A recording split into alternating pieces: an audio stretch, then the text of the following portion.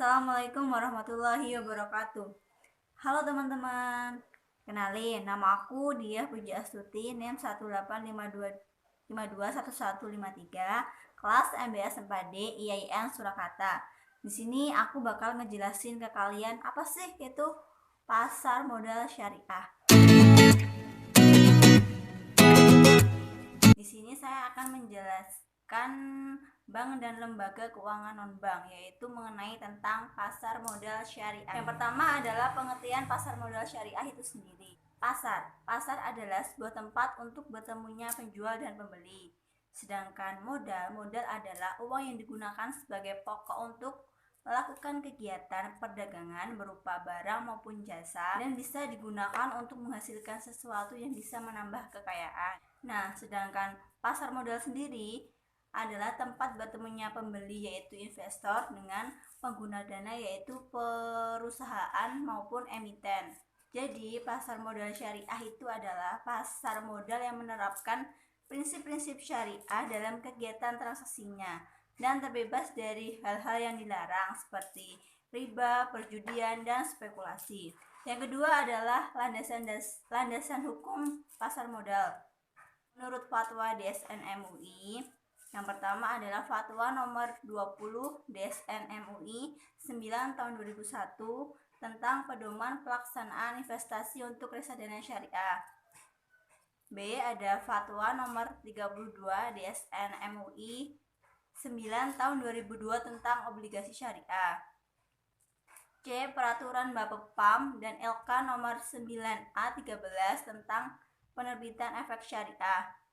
D. Peraturan Bapepam dan LK nomor 9A 14 tentang akad-akad yang digunakan dalam penerbitan efek syariah di pasar modal itu sendiri. Lalu landasan dalam Al-Quran yaitu Al-Baqarah ayat 275, An-Nisa ayat 29, dan Al-Isra ayat 34. Nah, yang ketiga adalah istilah-istilah dalam pasar modal. Di dalam pasar modal terdapat banyak istilah.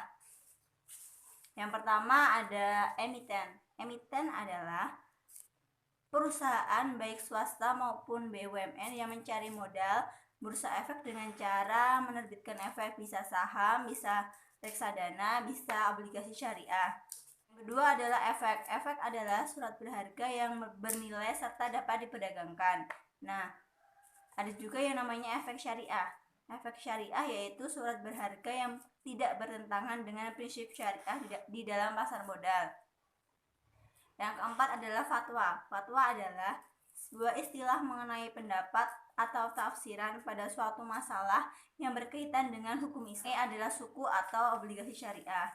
Adalah instrumen investasi berupa surat berharga dan sama-sama diterbitkan oleh pemerintah maupun perusahaan. F adalah saham. Saham adalah surat berharga bukti dari penyertaan modal kepada perusahaan. Yang G adalah ada reksadana. Reksadana adalah wadah yang digunakan untuk menghimpun dana dari masyarakat maupun investor yang kemudian diinvestasikan dalam portofolio efek oleh manajer investasi. H ada obligasi. Obligasi adalah surat utang jangka panjang yang diterbitkan oleh suatu lembaga dengan nilai nominal dan waktu jatuh tempo. I ada dividen. Dividen adalah pembagian laba kepada pemegang saham berdasarkan banyaknya saham yang dimiliki dalam suatu perusahaan. J ada deposito. Deposito adalah produk simpanan di bank yang penyetorannya maupun penarikannya hanya bisa dilakukan pada waktu tertentu saja.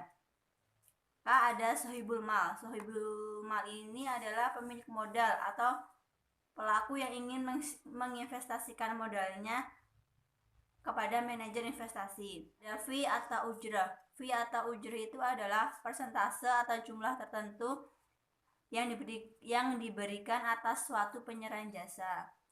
Intinya kayak jasa karena telah membantu dalam investasi.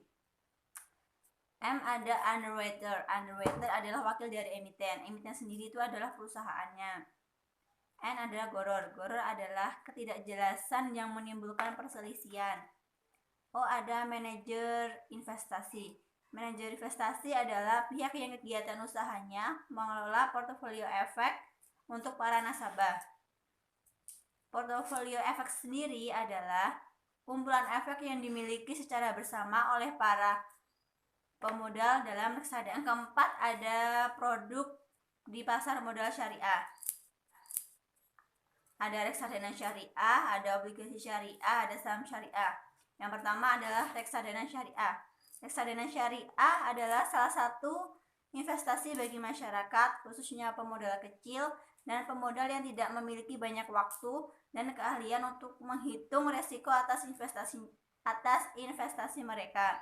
Dalam reksadana syariah menggunakan akad wakalah. Akad wakalah sendiri adalah akad antara pihak pemberi kuasa dan pihak penerima kuasa dengan cara pemberi kuasa memberikan kuasa kepada pihak penerima kuasa untuk melakukan tindakan atau perbuatan tertentu.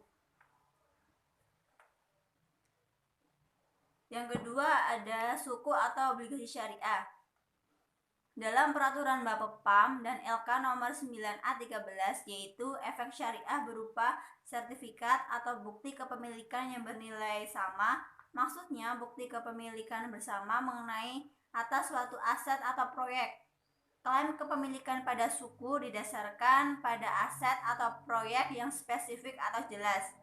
Hasil yang diperoleh bagi pemegang suku berupa imbalan bagi hasil yang jelas.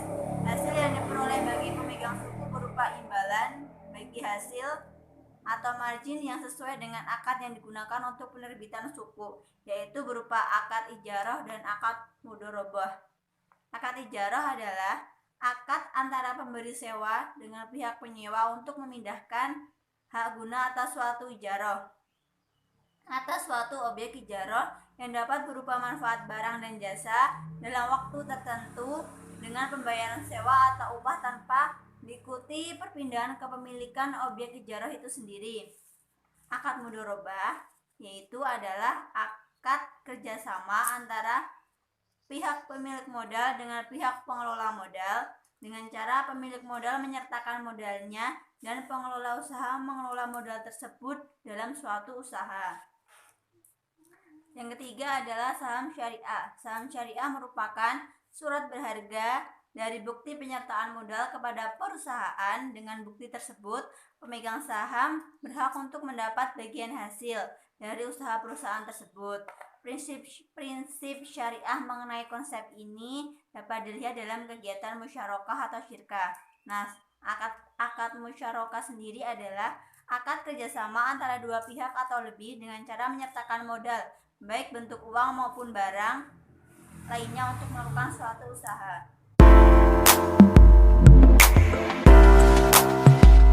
Skema reksadana syariah. Investor mewakilkan dana reksadana syariah kepada manajer investasi menggunakan akad wakalah. Kemudian manajer menerima dana dari investor, lalu manajer investasi melakukan investasi reksadana berupa suku korporasi, suku negara atau SBSN, saham syariah, instrumen pasar uang syariah, dan efek syariah lainnya. Kemudian keuntungan investasi diterima oleh investor jika penyertaan reksadana dijual. Kemudian investor akan memberikan fee atau ujrah kepada manajer investasi atas jasanya mewakilkan investasi. Skema suku atau obligasi syariah. Emiten menyerahkan dokumen yang diperlukan untuk penerbitan obligasi syariah kepada underwriter atau wakil dari emiten. Underwriter melakukan penawaran kepada investor. Apabila investor tertarik, maka akan menyerahkan dananya kepada emiten melalui underwriter. Emiten akan membayarkan bagi hasil dan pembayaran pokok kepada investor. Skema saham syariah. Para investor harus menjadi anggota bursa. Anggota bursa dapat memasukkan penawaran jual dan permintaan beli sesuai dengan ketentuan satuan perdagangan. Penawaran jual dan permintaan beli yang telah dimasukkan ke dalam Just Next G diproses oleh Just Next G. Pasar tunai antara anggota bursa jual dan anggota bursa beli dijamin oleh KPEI melalui proses netting. KPEI sebagai salah satu Self-Regulatory Organization atau SRO di bawah pengawasan Otoritas Jasa Keuangan atau OJK diberi kewenangan untuk membuat dan menerapkan peraturan terkait fungsinya sebagai lembaga clearing dan penjaminan atau LKP di pasar modal Indonesia. KSEI merupakan anggota SRO yang memberikan layanan jasa penyimpanan dan penyelesaian transaksi efek. Anggota bursa wajib membayar biaya transaksi kepada bursa, KPEI, dan KSEI. Penjelasan saya mengenai pasar modal syariah semoga bermanfaat untuk kalian semua. Terima kasih. Wassalamualaikum warahmatullahi wabarakatuh.